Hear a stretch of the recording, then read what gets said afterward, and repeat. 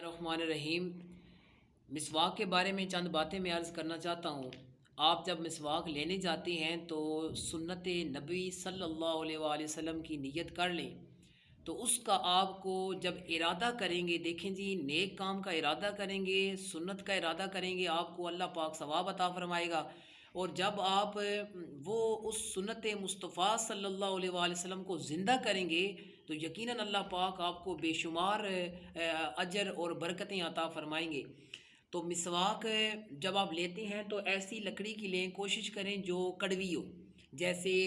ککر ہو گیا، پھلائی ہو گئی، یا نیم کا درخت ہو گیا، زیتون ہو گئی، تو اس طرح کے درخت ہوں تو ان کی جو مسواک ہے وہ بڑی، اور اسی طرح عموماً ہمارے گھروں کے اندر ایک پودا لگا ہوتا ہے، اسے ہم سکھ چین بولتے ہیں، اس کی مسواک بھی بڑی اچھی ہوتی ہے۔ بوڑ کے درخت کی بھی مسواک استعمال کی جاتی ہے، وہ بھی ٹھیک ہوتی ہے۔ بہرحال مسواک جب آپ درخت سے لیں یا کوئی استعمال کریں تو اس کی جو موٹائی ہے تقریباً یہ جو چھوٹی انگلی ہوتی ہے اس کے برابر ہونی چاہیے، بہت زیادہ وہ موٹی نہ ہو، اور نہ ہی لمبائی کے اندر اتنی تقریباً ایک بالشت ہونی چاہیے، جسے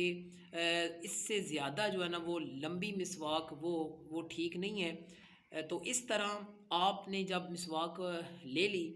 تو اس کو جب آپ نے استعمال کرنا ہے تو علماء فرماتے ہیں کہ بہتر یہ ہے کہ چوڑائی میں مسواک استعمال کی جائے، لمبائی میں مسواک نہ ماریں۔ اگر لمبائی کے اندر مسواک کریں گے تو اس سے آپ کے مسوڑے زخمی ہو جائیں گے۔ تو دائیں ہاتھ سے مسواک کریں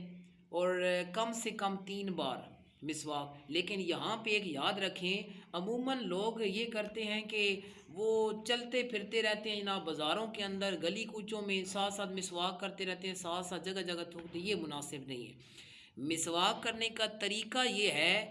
آپ مسواک ایک جگہ بیٹھ کے کریں اور جہاں پانی موجود ہو، جب مسواک کریں استعمال کریں ساتھ ساتھ کلی کریں، ساتھ ساتھ منہ صاف کریں تاکہ جو اس سے صحیح طہارت اور پاکیزگی حاصل ہو۔ اسی طرح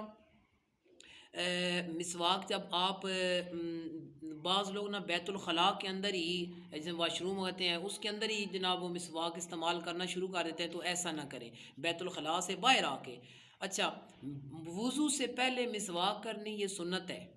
لیکن اگر ایک بندہ اسے یاد نہیں رہی، وہ وضو سے پہلے اس نے مسواک نہیں کی تو اس کے پاس مسواک ہی موجود تھی تو وضو کے بعد بھی مسواک کر سکتے ہیں۔ اگر مسواک ایک انسان کے پاس نہیں ہے، دیکھیں جی، انسان وضو تو وہ شہادت والی انگلی یا مسواک کے استعمال سے اس کے جو دانتوں کو تکلیف ہوتی ہے یا کس طرح، تو پھر شہادت کی جو انگلی ہے وہ اس کے ساتھ دانتوں کو صاف کرے۔ تو اگر یہ نبی پاک صلی اللہ علیہ وآلہ وسلم کی پیاری سنت کو ادا کرے گا تو دیکھیں جو وہ عبادت کرے گا اس کا ثواب بہت زیادہ، یہاں تک فرمایا گیا کہ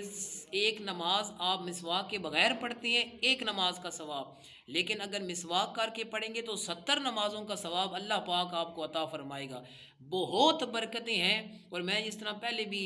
عرض کیا کہ سب سے بڑی برکت یہ ہے ایک کہ اللہ پاک اس بندے سے راضی ہوتا ہے، اس بندے کو اللہ کی رضا حاصل ہوتی ہے۔ تو اللہ پاک ہمیں یہ نبی پاک صلی اللہ علیہ وآلہ وسلم کی جو محبوب اور پیاری سنت مسواک ہے اس کو باقاعدگی کے ساتھ کرنے کی توفیق اور ہمت عطا فرمائے۔ وآخر دعوانا الحمد للہ رب العالمین۔